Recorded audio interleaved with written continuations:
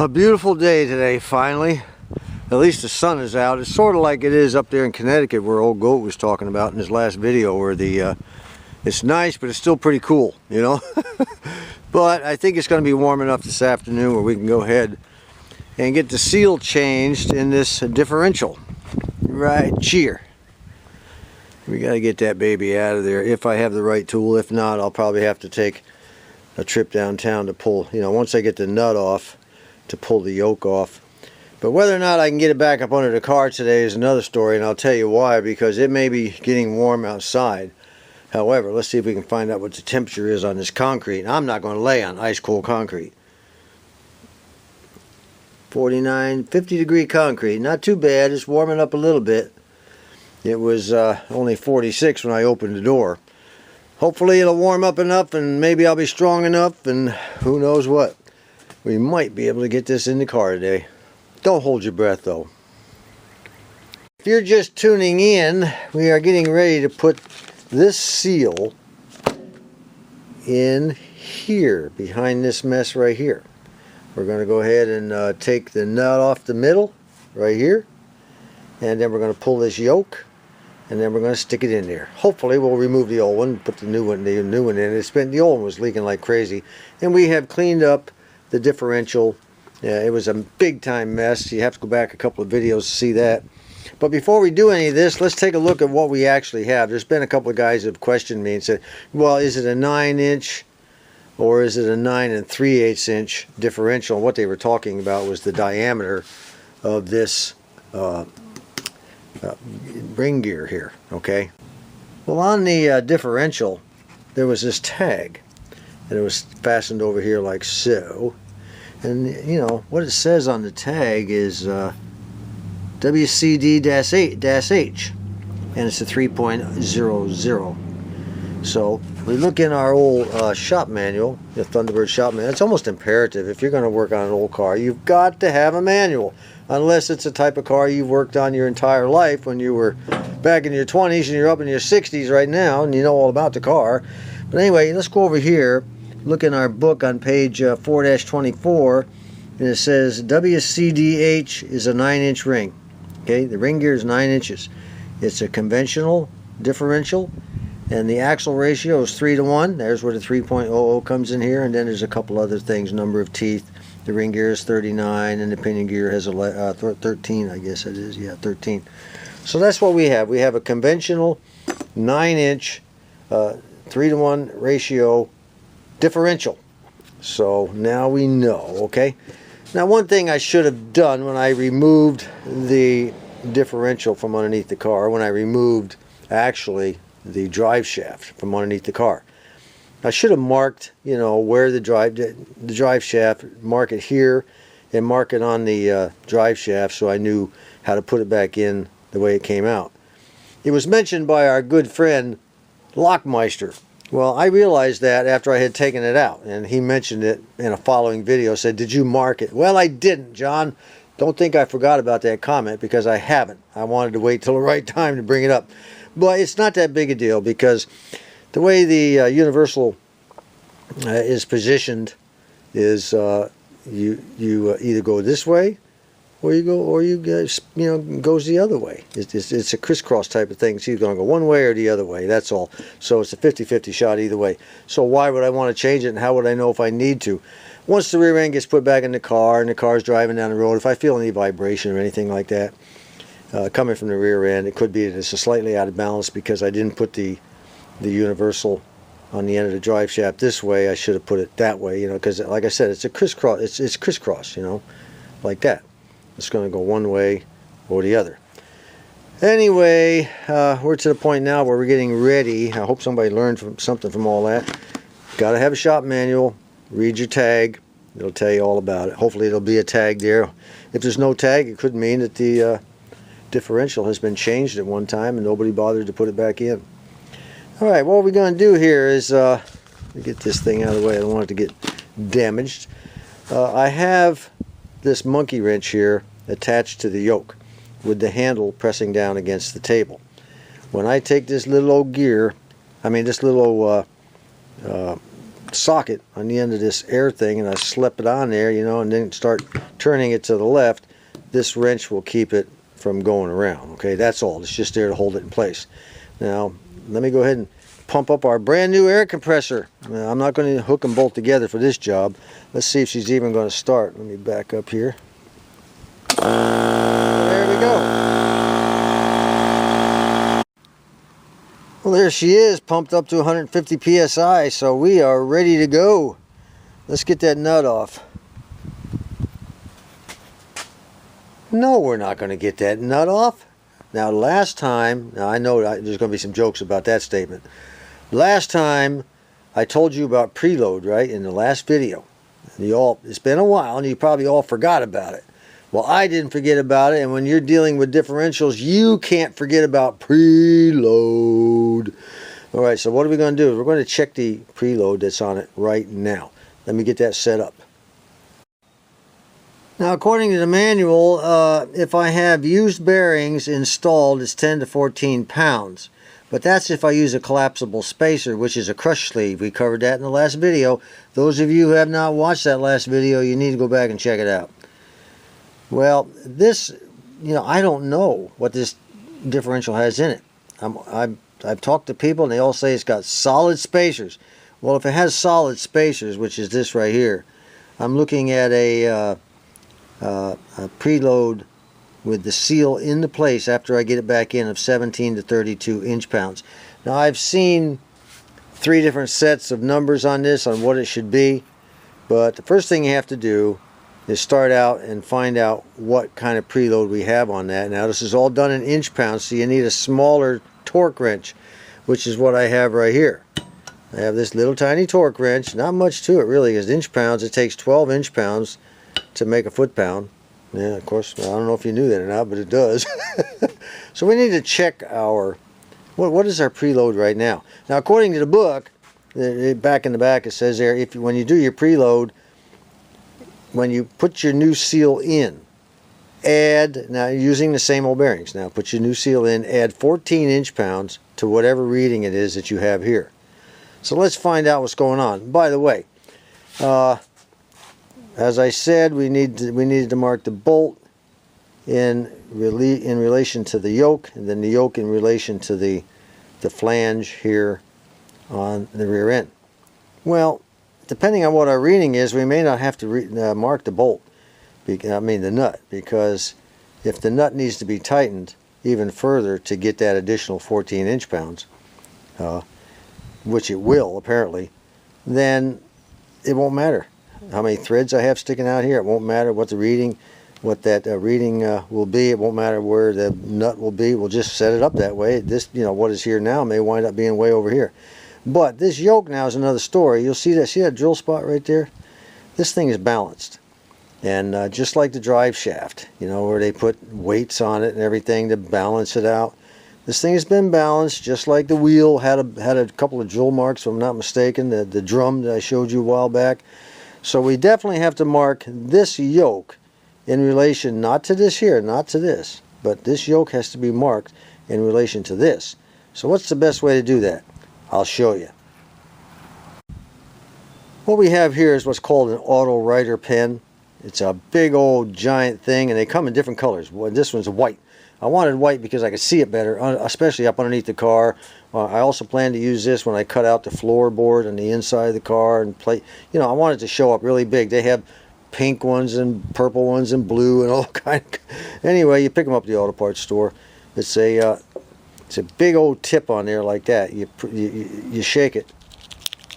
Can you hear the thing rattling around there? You shake it real good, and then you press the tip in on a rag, and that gets the white stuff in the barrel flowing to the tip. And then every time you need it, it's just a matter, it's like the old whiteout. Remember the old whiteout pens we used when we wanted to white out something on a typed page? You just press it in, and it keeps feeding the white stuff to it. So what we're going to do, I'm going to use the center of this thing right here as my mark. I'm going to go ahead and mark it right there like that. Then I'm going to come up, and I'm going to mark it right here like this. Okay? There we go. Matter of fact, I might even mark the whole stupid thing. What the heck? Let's just mark it all. It probably won't matter. Alright, there we go. All we have to do is set this baby up. line that thing back up again, and this thing will be rebalanced. But like I said, the nut won't matter because we're going to wind up tightening it up even further anyway. You know, some people, they'll take a punch and they'll punch a deep divot into the nut. Then they'll punch a divot here, and I don't think any of that's necessary. See, as long as we bring it around and line it up like that and keep everything the way it's supposed to be. I don't know, maybe I ought to mark this here too. What the heck? I bought this pen. Let's use it, you know. Alright, this is going to have to do. It's going to be tough for you to follow to see what that actual reading is, but now you have to go around 2 or 3 times with this thing, and I've got it set up on there. I'm just going to go around 2 or 3 times. Let's find out what we've got. Let me see. I want to get my hand out of the way so you guys can see. Oh my goodness. We're barely getting a motion there. Look at that. Almost no motion at all. I know it's out of focus, guys. Sorry about that. That's just the way it is. Alright, let me go ahead and go around 2 or 3 more times, and I'll tell you what that reading was. Well, that kind of sucks. It was 2 inch-pounds. 2 inch-pounds. Well, if we add 14 to it after we replace our seal, as per the book instructions, we would have about 16. But Brendan and I have already discussed this. He's an old mechanic, you know, and I'm an old mechanic, and between the two of us, we came up with a figure of 17. Now, I said 18. He said, no, make it 17. If I'd have said 19, he'd have said 18. I've still got a lot of training to do with that boy, but he is coming around, trust me. All right, I think it's time to get the nut off. Let's just make that happen. Okay, we're about there. I've got a board under it to give it a lot more stability. Now let's check our air pressure outgoing.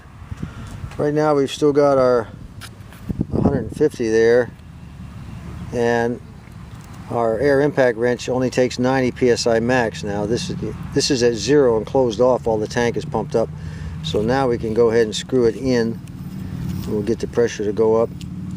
It says 90 psi max. I don't want it to go really much more than 75 or 80. I think that'll probably be it. There's 75, a little more. 80, 85, 90, yeah, 75's at 80. We'll leave it at 80 and see what happens. Ooh, alright. We got to make it move the other direction. Now we'll go ahead and get this socket on it, and man, we're going to make it happen. Now, I don't know if I'm going to be able to hold this thing and work this with one hand and hold the camera with the other. But anyway, basically what it's going to be is we're just going to stick it on there and loosen it up and get it off of there. Okay, let's see if it'll work. If it won't work, I'll have to put the camera down. Nope. I guess I'm going to have to adjust the torque on it. Well, that baby's really on there. The poor old impact wrench can't even get it loose. So what we're going to do, I'm going to have to switcheroo to this 1/2-inch ratchet with a long pipe that we may have to wind up using and see if we can't crack it loose. Well, I don't know if this is going to work. I got plenty of leverage now, but it's worth a try. Let me see what happens. I'm just going to push down on the end of it, use my other hand to hopefully stabilize this. If not, I may ultimately have to wind up putting it on the concrete. I don't know. I had to take the cloth off of there. It was allowing the pipe wrench not to get a really good grip on the metal. Anyway, if it doesn't work this time, there's only 2 solutions left. One is I go ahead and heat it with a torch, or with our, my Burns-O-Matic, get it plenty hot. Maybe it'll crack loose some of the rust down in there that's holding it. And if that doesn't work, then the last resort is going in the house and getting a cup of coffee. Well, the old Burns-O-Matic had it bend to my will. It just did not want to move at all. It's still coming off really slowly. It is coming off. Yeah, see, she's coming right off the end. Let me go ahead and finish getting it off. Well, that's it. She is off, and the big problem here is not getting it off. It's getting it back on, because it has to be torqued really tight. And I'm not exactly certain how I'm going to do that. I may have to take it downtown and have it torqued. I just don't have enough strength, I don't think, to torque it up to 180 foot-pounds or whatever it is. Anyway, let's go ahead and get this off. I'm going to let it cool down right now, and I'm going in the house to get a cup of coffee. Maybe we can get this yoke off when I come back out. Maybe not. It's going to take a wheel puller. There's no doubt about it. Well, wouldn't you know it, my little old wheel puller is not quite long enough. It just won't reach. It just won't reach here or to this one up here and wind up centering this thing right here against this shaft. So, you know, what can I say? I'm going to need, this is the one I bought years ago, I think, for a steering wheel, if I'm not mistaken. Anyway, it looks like a trip to Harbor Freight is in order. Alright, we're now in business. Quick trip down, quick trip back. For those of you who have never used a wheel type puller, you got to have a couple of bolts. Now, I had to go out and buy a couple of bolts. It didn't come, the bolts they gave me were way too long for this application. So one size is not going to fit all, no matter, unless you spend, you know, $100 or $200 on a complete kit. But I went down and picked up a couple of bolts at Lowe's with some flat washers that I had on hand. You straighten up your rod. It's got a little, this particular wheel puller has a tip that you slide on the end. It has a point on it and fits down in a sunken spot on the end of that shaft. Then you line it up perfectly straight as best you can. You don't want to have a crooked wheel puller, and you want to have the bolts even, the same amount of threads if possible, into the holes that you're screwing them into, or in this case it's going all the way through. I really boogered up that thing, that paint, with that pipe wrench, but it couldn't be helped. I'll have to sand it down a little bit and give it another spray. But anyway, I've got about the same amount of threads sticking down on each side. I've got a flat washer and a nut. And all we have to do now, the idea is to push this thing here, will push in, while this and this will pull out. And it'll hopefully pull that collar right off there. So let's see what happens here. There she goes. She's coming right off. See, when you have the right tool, it makes life so much easier. So much easier. She's almost off. Look at there. Pretty slick, huh? Separated right out. Alright, let me go ahead and finish pulling it out. Well, there's the bad seal. This whole orange or red kind of rust colored thing, the entire thing, it'll be replaced with this one. We'll get that out of there, slide this over and tap it on in. Give it a good cleaning though, you know, clean all the crap out of it, give it a good wash with alcohol or whatever, and get all the junk out of there before you put it back in. Let's see if this one is a self-sealing. I don't know if it is or not. There seems to be some kind of coating. That red coating is kind of a rubberized type of thing, so I guess it's a self-sealing one also. Well, right now I need to get that one out of there, so let me see if I can figure out how to get that done. Alright, here's the way we're going to approach it. I looked around the edge all the way around. I have a sharp screwdriver, not that one, this one right here that I sharpened quite a while ago to almost a knife kind of edge, not super sharp or I'd cut myself every time I use it. But if you follow this around, this edge where this part here meets that, you're eventually going to come to a spot that's not, see how close it is right here? Well, it's not like that all the way around on any seal. I don't care what it is. You'll see right here where there's a little bit of a space. I should be able to fit that in there, tap it with a hammer, kind of pry a little bit, and work my way down and around. I should be able to get that thing out. Use the available space that you find. If you don't find any, well, try to use a really, really sharp instrument like a knife blade to kind of tap down in there and create a space, alright? But fortunately for us, I do have a little bit of space right there. Well, as you can see, I opened it up a little bit more using this right where that space was. Now I may work my way around even more and eventually just punch down through there. The idea is to get it, it goes back about that far into that flange. So I'm just going to work my way around, take it easy, bit at a time. Well, as you can see, she's starting to come out. I took the screwdriver and went up in. Once I, banged this down around away from this flange area, I just kind of took the screwdriver up there and went like that, and it just kind of began to pull it right out. A little larger screwdriver would probably do the trick, but she's starting to come out. Slow but sure. Patience is the key, guys. This is very soft metal. Doesn't take much. Now there's a standard puller you can buy. It goes into here, and it goes into here. It's like a little hook and a little hook. You get it down in there, spread it apart, then just, you know, bang it this way on a slide, and it'll pull the whole thing out. But yeah, why bother just for a one-time seal here? Alright, she's out. I'm going to choke that baby. See, I only had to bend part of it down. The rest of it is just the way it was when it was still in there. Didn't take much. Soft metal, like I said. Now a lot of people, you know, a lot of guys, they'll just take another seal, the new seal, and, you know, kind of wipe it around on the inside and throw it in there and pound it in. That's not a good idea. You know, of course, if you need the car for work the next day, it is a good idea. You got to get it together quick. But I've got all the time in the world, so what I'm going to do is try to remove this and the bearing and see what they look like. I'd like to take a look at them. What the heck? We got nothing else to do, right? Right. There's the bearing, by the way, in there. It's kind of slanted in on each side all the way around. Fits into the bearing race. Let's see if I can get that out. If not, well, we'll clean it up the best we can. Well, there's the bearing, and it looks really, really good. I like it. There's no pitting, no surface chrome missing from any of these things. They look really, really nice. Just needs a good cleaning. However, now you're going to know. I also marked it before I took it out, so I know where it goes back in. But there was an ulterior motive for me to remove this. If you remember in the last video, I keep referring you back to the last video. If you remember in the last video, I showed you where the crush sleeves go on.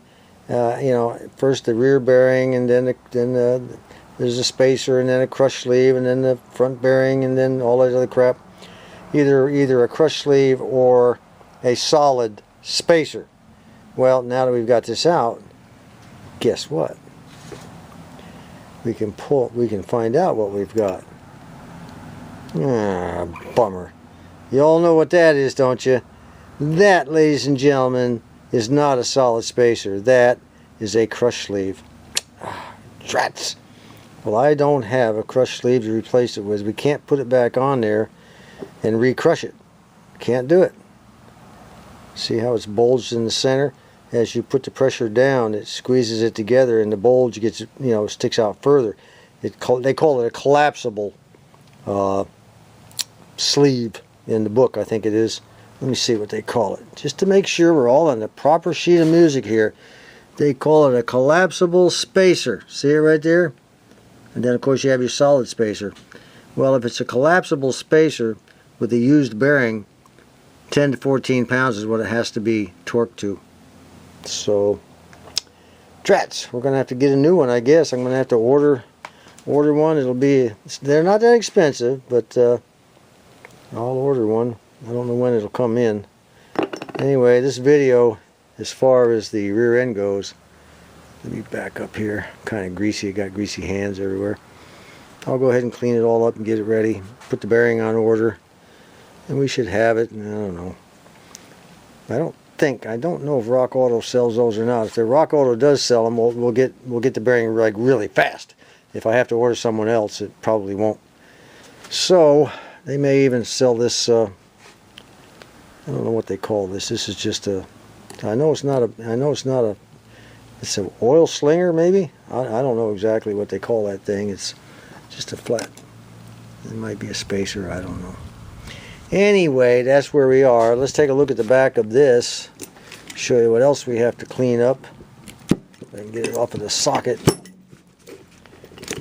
Come on, get off there, you sucker. As you can see, it's pretty nasty up in there too. So all this is going to be cleaned up before the next video.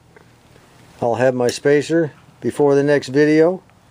And I appreciate you watching today. I wish I could have done more, but you know, if you try to hurry it and try to rush it, you do too much, and you make mistakes. You make mistakes. So until next time, this is John. Well, there she is, folks, all done. I finally got it off my bench, and I hope to on Monday, I think, maybe. I'm going to get, today is Wednesday. I'm going to keep this thing all weekend. I'm going to make sure it plays all through the weekend. And if it's still good to go come Monday morning, I'm going to run it down and give it to the dentist. Skype issues, cell phone issues. Take these buttons, push in some, get some nice bass. Good stuff, huh? Primarily what I wanted to check tonight was to see if we have any shortwave. Well, we are getting some shortwave. Just a few stations.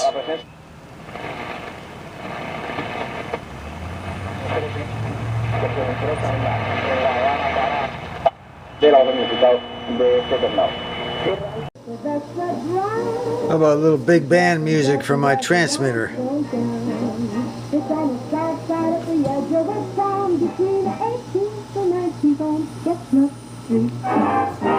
Nice sound, huh?